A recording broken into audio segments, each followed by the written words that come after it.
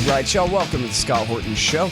I am the director of the Libertarian Institute, editorial director of antiwar.com, author of the book Fool's Errand, Time to End the War in Afghanistan, and I've recorded more than 5,000 interviews going back to 2003, all of which are available at scotthorton.org. You can also sign up for the podcast feed. The full archive is also available at youtube.com/Scott Horton Show.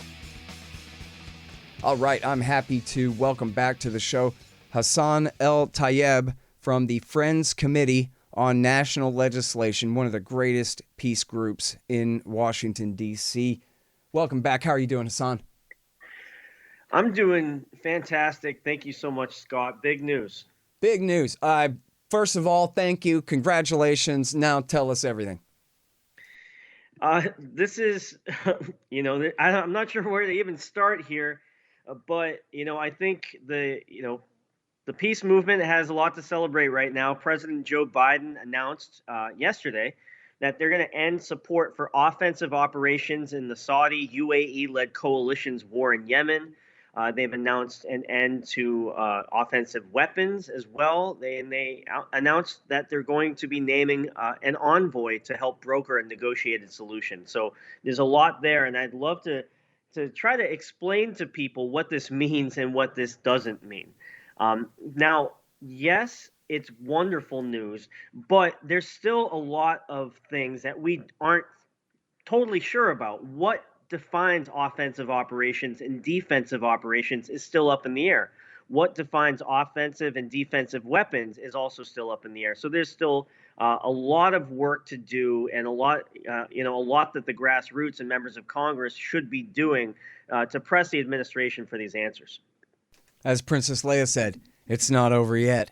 So listen, I agree with you, though, that this is not just some kind of BS and, defensive weapons means we found a loophole that we can go ahead and continue the war here. It seemed pretty clear, didn't it? And you may know more on background about this, but it seemed pretty clear from the way that they stated it that they meant we're going to give them as much kind of Aegis radar and machine guns and Patriot missiles and Iron Dome tech and this kind of stuff to prevent the Houthis, kind of as an excuse. Hey, we're not abandoning our Saudi friends. We're just not going to help them support this war anymore. But did you read that the same way, that this really does mean a substantive change as far as that goes, right? I do think this is a substantive change. It hasn't been defined yet, and from my intel from inside the administration, people I've talked to on the Hill and in the NGO space out here, is that there's still an ongoing debate that can be shaped by the public in Congress. So I think now isn't the time to be complacent. Now is the time to double down. And Scott, if I may, I wanted to flag that this historic decision by the president would really not have happened if it wasn't for years of tireless advocacy from grassroots activists and advocates all over the country, led by Yemeni Americans and faith groups, peace groups, libertarian groups, just people that care about the humanitarian crisis in Yemen. And I just want to send a big congratulations to all of those who've devoted themselves to bringing about an end to America's shameful involvement in this war. And, the announcement is a critical first step and a monumental achievement for the peace movement. Yeah, absolutely right about that. And huge congratulations to you and everybody at the Friends Committee and all the other peace groups in D.C. And by the way, I know I always leave some out because I can't keep them all off the top of my head, but obviously Code Pink and justforeignpolicy.org, where you used to be, there are two major ones. But are there other major, and you can call out individuals if you'd like to. Who are your best allies on the Hill, Hassan, on this? I appreciate that. I would definitely say, Code Pink, Peace Action, Just Foreign Policy, Demand Progress, Yemeni Alliance Committee, Yemeni Freedom Council, Yemen Relief and Reconstruction Foundation. Those are all led by amazing Yemeni activists: Aisha Juman, Jahan Hakim, Shireen Al-Ademi, Isaac France, Eric Sperling. I could go on and on and on. There are just so many amazing activists that just came out of the woodwork. And one of my Yemeni friends, I actually broke the news to her yesterday. She was just doing her thing. I'm not going to name names. I don't want to out anybody, but she just cried to me on the phone for a long time and just was so appreciative of the amazing advocacy that so many people had done for years and years on this, and yourself included. And it just means a lot. So I just wanted to, again, this is not the end. We have a lot of work to do. There's still so much, uncertainty and so much suffering going on. But I do think it's important to celebrate the little wins here, and in this case, a big win. Yeah, and just savor that. Yeah, it's not just that too, right? It's that in this case, there is no Yemeni lobby, right? There are no powerful Yemeni interests that have representation, some K Street firm for their oil billionaires or whatever, like any other nation on the Arabian Peninsula. I bet Oman even has a lobby, but the Yemenis got nothing other than human rights activists, right? This is all very bottom-up, grassroots. Please, for the love of God and humanity, you have to stop this activism from people like you and people like Code Pink and the groups that you name there that are just, right, students and regular people who care. And so what a huge victory with no actual institutional interests on our side at all, right? Absolutely. Yeah. I think, there's no, are not as well funded as the Saudis, Raytheon, the UAE, and others, but we have the truth on our side, and we have morality on our side. We have the Constitution on our side, and we have way more people than they do who care. So that's it's a big win. Okay, you guys, check it out. The new book is finally done. Enough already. Time to end the war on terrorism. It's available in paperback and Kindle. Also, the audiobook is coming, although that might take a little while. For all those who participated in the big fundraiser of 2019, I have the list, and you will be getting all your stuff as soon as my boxes of wholesale copies arrive. Thank you so much to everybody for your support of the show and of the Libertarian Institute, and I hope you like the book. Hey guys, Scott Horton here for ExpandDesigns.com. Harley Abbott and his crew do an outstanding job designing, building, and maintaining my sites, and they'll do great work for you. You need a new website? Go to expanddesigns.com/Scott and save $500. Hey guys, check out Listen and Think audiobooks. They're at listenandthink.com and of course on audible.com. And they feature my book, Fool's Errand, Time to End the War in Afghanistan, as well as brand new Out Inside Syria by our friend Reese Ehrlich, and a lot of other great books, mostly by libertarians there. Reese might be one exception, but essentially they're all libertarian audiobooks. And here's how you can get a lifetime subscription to Listen and Think audiobooks. Just donate $100 to The Scott Horton Show at scotthorton.org/donate. Okay, now back to the details here. So, there's so much, but I guess, first of all, talk to me a little bit about this envoy. I read a little bit about him in Foreign Policy here, and apparently he worked for Trump on this issue, but everybody thought that he meant well a little more than everyone else in Trump's government, and now seems like people are pretty confident that he knows what he's doing and is going to really try to bring the whole war to an end, not just American participation. Is that right? Yeah, so I think this is a really important decision. I'm not going to get super into the weeds about the individual, but I'm going to get more, explain more of what it means that we now have an envoy. Well, let me at least name him. The guy's name is Timothy Lender King. I should have put that in the question there. Go ahead. Yeah, absolutely. And I've heard good things as well. It remains to be seen, what his exact approach will be. But the fact that the Biden administration is putting a permanent envoy in place to work towards a diplomatic negotiation in Yemen is very significant. And I think that's going to have an impact on other countries like Canada, the UK, and France, and working to get them to end their weapon sales and military support to the coalition. I think it's going to have be really important to have a direct bridge to UN Special Envoy to Yemen, Martin Griffiths, who's been working since the start of the war essentially to try to get a negotiated settlement and a ceasefire. So it's kind of a line in the sand that the Biden administration is putting down. and showing that they are going to be moving towards and working towards a ceasefire agreement and a negotiated settlement.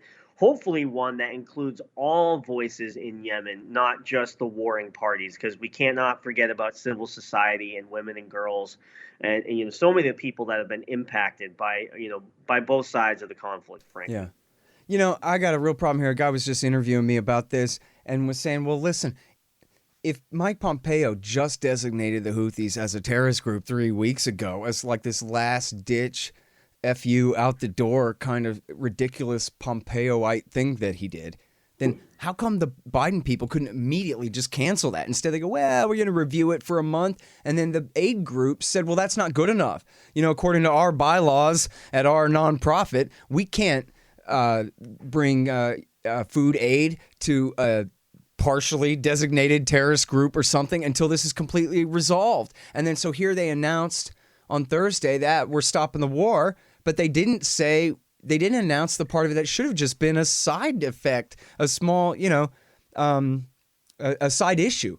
Yeah, and of course we're, reversing Pompeo's designation of the Houthis as a terrorist group too. We don't need to review that for a month. If you're an aid group, set sail. Let's get this food back where it belongs. Scott, that's a really good point and a very interesting omission from yesterday's announcements.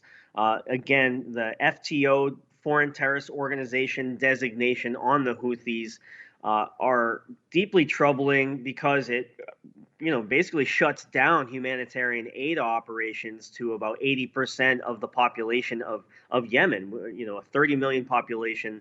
80% of that will not really be able to receive humanitarian assistance if this goes through. It also shuts down peace negotiations.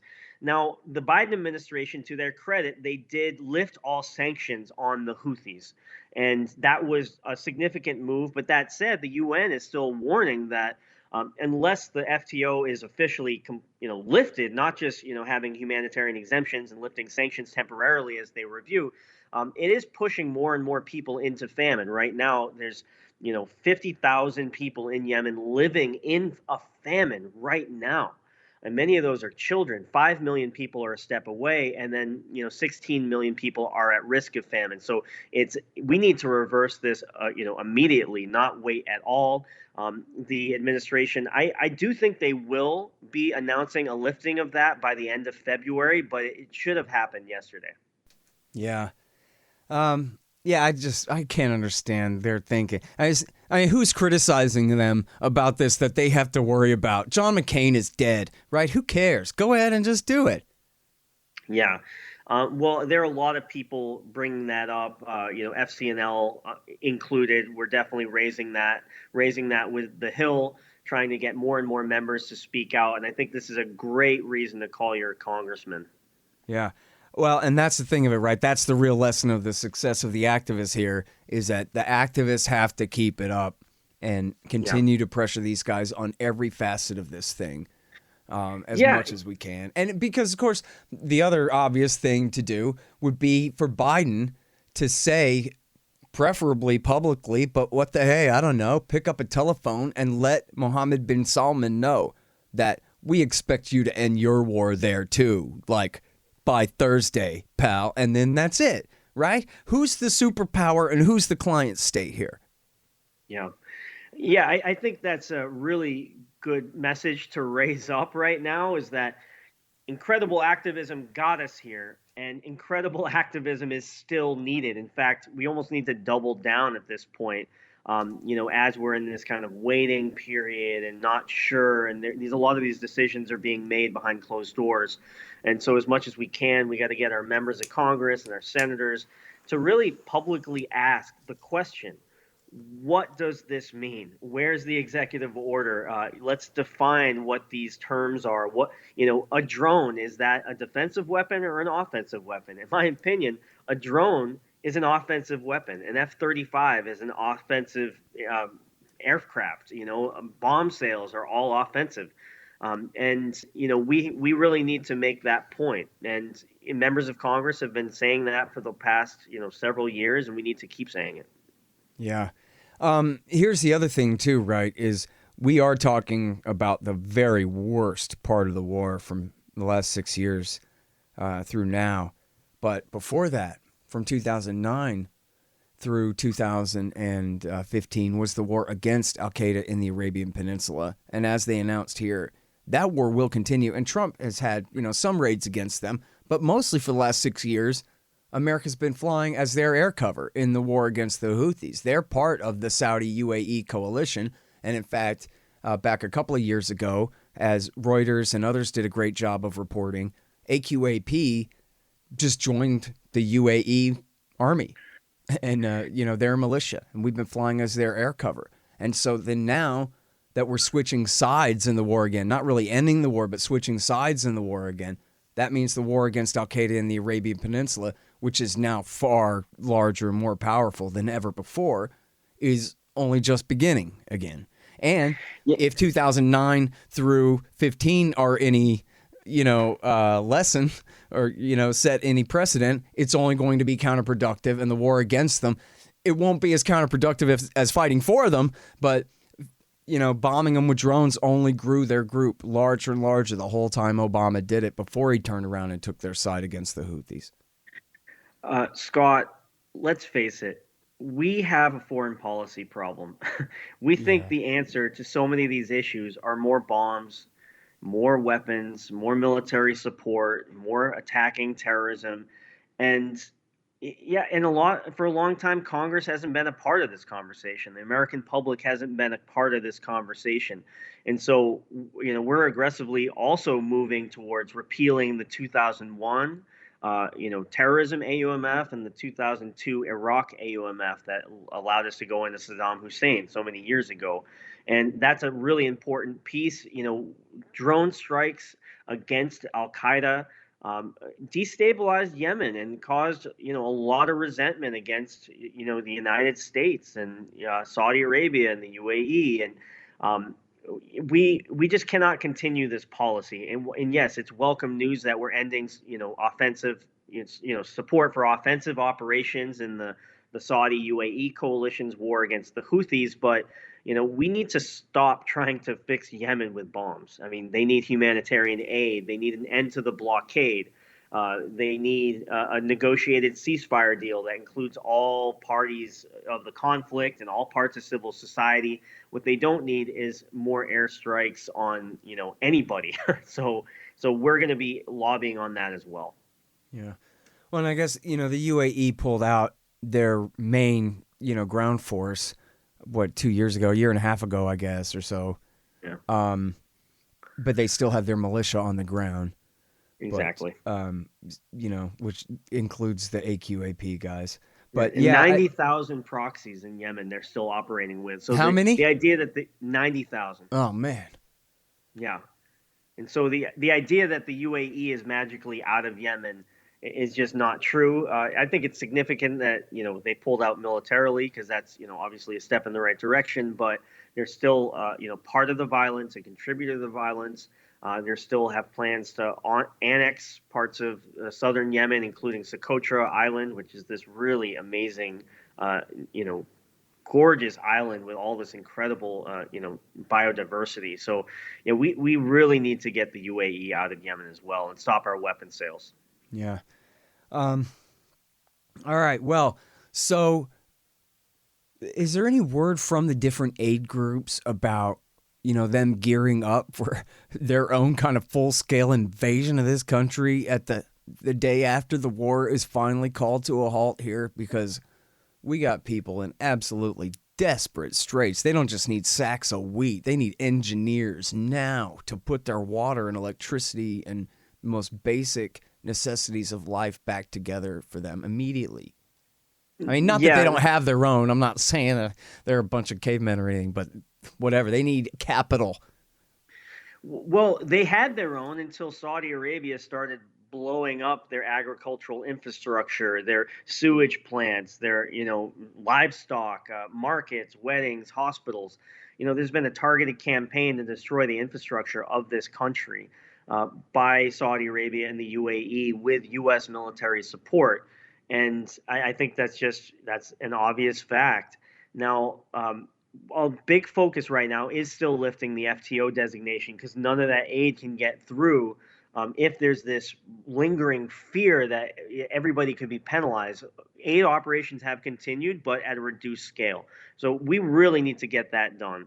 We need to we suspended aid under the Trump administration to large parts of Yemen, and that sent a signal to other international donors and aid agencies working in Yemen that that you need to be cautious. So that slowed everything down. We need to reverse that. We need to restore and expand funding to all parts of Yemen, and the Biden administration needs to do a better job of pressuring Saudi Arabia and the UAE to contribute more to humanitarian aid. I'll flag that the UAE, despite having $23 billion for drones and warplanes and bombs, it's contributed nothing to to helping Yemenis in any part of Yemen. So via humanitarian aid. So that's a major problem. We need to put a lot of pressure there. And last but not least, this is actually the most important piece: is we need to end the blockade. I think aid is very important, but until we end the blockade and the which is stopping the flow of food, fuel, medicine, and clean water into the country, Yemen really can't get back on the road to recovery. So that's a must. Right. And, I know that the status at the port of Hodeidah has changed, off and on, whether all international trade is shut down, sometimes including aid organizations and the UN, sometimes not. And then I guess sometimes the port has been open to international trade too. I think only for limited, times, 6 weeks at a time or something here or there, anything like that. Can you give us a status update on the port of Hodeidah and the extent of the blockade against trade there now? Yeah, so the Saudi coalition blockade continues, and there are UN approved ships even that are sitting out in the harbor sometimes for 200 days or more. Yeah, as the food rots. Yeah, and it's so, like I said, we really need to put a lot of pressure on that situation, and not just the Hodeidah blockade and the seaports, but also the airport in Sana'a. There was a promise last year that we would be able to medically evacuate people that needed emergency medical care, and I think Saudi Arabia only allowed 40 or so people to leave, and that is a real problem. I mean, people are having these dire medical emergencies and they're unable to leave via the airport, and as such, it makes Yemen very difficult to navigate and to get in and out of. So yeah, lifting that blockade is absolutely critical, not just on the seaports but also the air and land ports. Yeah, of entry. Yep. A guy on Twitter says to me, he goes, this really portends bad news for the Iran deal, right? Because you go back and as the Obama people told the New York Times, the reason they helped start this genocidal war against the Yemenis was to placate the Saudis over their feelings that maybe their position in our American-dominated order in the Middle East was in jeopardy if we made this nuclear deal with Iran. So to make them feel better about themselves, we started this war for them. And then, so if they want to get back in the Iran deal and they want to stop the war against the Houthis, then what? They're going to start escalating for Al-Qaeda in Syria again? They can't be good on three Shiite things at the same time. Something's got to give, right? Well, I don't necessarily agree with that. I think we can I think we can do it all. Now, one thing that is really clear, and we need to keep making this point, is how much leverage the U.S. has over Saudi Arabia. If we stopped supplying tires to F-15s, and Bruce Riedel from Brookings, he's worked for 4 presidents. I just sat with him on a Hill briefing panel earlier this week, actually, and he made this point. If we just stopped selling the tires to these F-15s, the Saudis wouldn't have an air fleet. They wouldn't be able to fly these planes. They are so dependent on the U.S. and so deeply invested in U.S. hardware that it would take them possibly over a decade to really switch gears and be able to start using all Russia or Chinese hardware. And that's a point that we really need to make loud and clear that we have leverage over here, and we don't need to be, bossed around by authoritarians in the Gulf, like Mohammed bin Salman. And I'll also say is that we do have a lot of momentum for diplomacy with Iran too.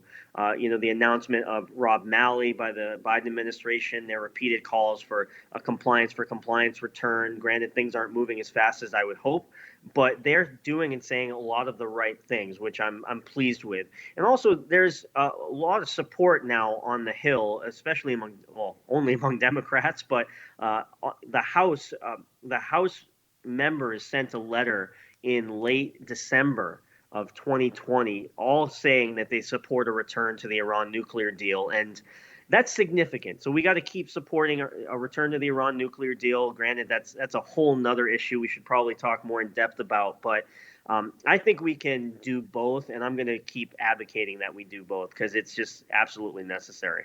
Yeah. Well, the foreign minister of Iran, Javad Zarif, has said in a few times over the last weeks and months, but most recently just a few days ago, they're like, hey, come on, guys, let's find a way to make this easy. And in fact, it even says in the deal, here's how you get the Europeans to oversee a reintegration commission in case there's ever any hiccups.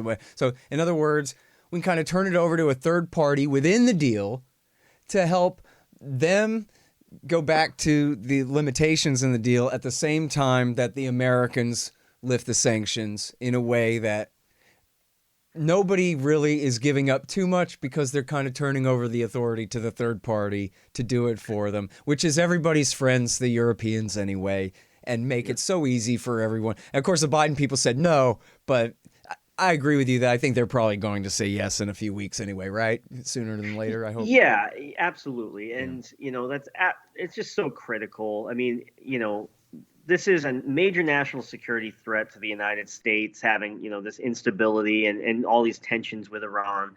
And so we need to get back to diplomacy. And there's a wide range of areas of disagreement between the U.S. and Iran. Restoring the JCPOA, this is my bottom line for people, is that restoring the JCPOA, the 2015 deal, is the best way to start addressing everything else that we have to address. So, we get back into the deal, and then let's move forward and address all these other areas of concern. There's a couple deadlines I want folks to know. Iran has threatened to kick out the IAEA inspectors on February 21.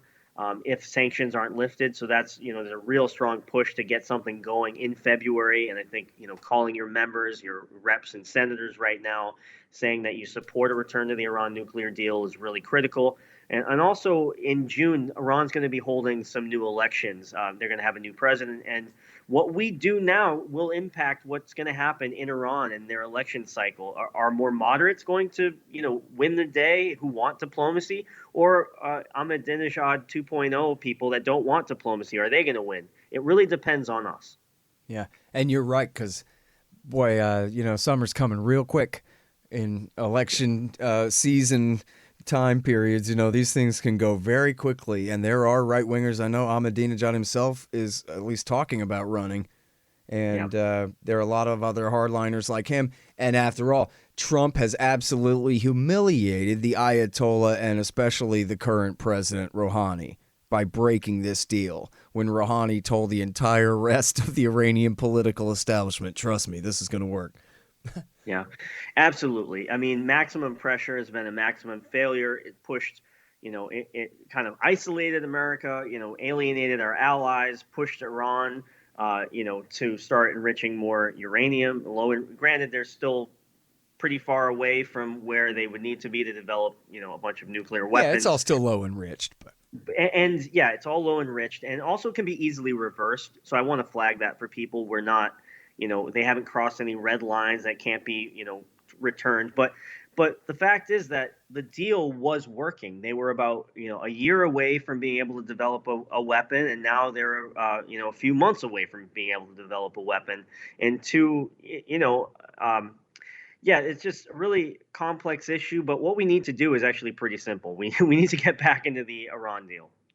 Yeah, absolutely agree with that. All right, and then just one last word real quick. Can you tell us about Robert Malley. I know a little bit about him, but one thing is that the Hawks were really angry to hear that he was appointed envoy to Iran. I think this was a great choice personally. He's spoken out on this issue. He's really integral in the original Iran deal, and has some great analysis on so many of these issues. I signed a joint letter with I think over 200 experts, calling for folks to support this person and as in his important work.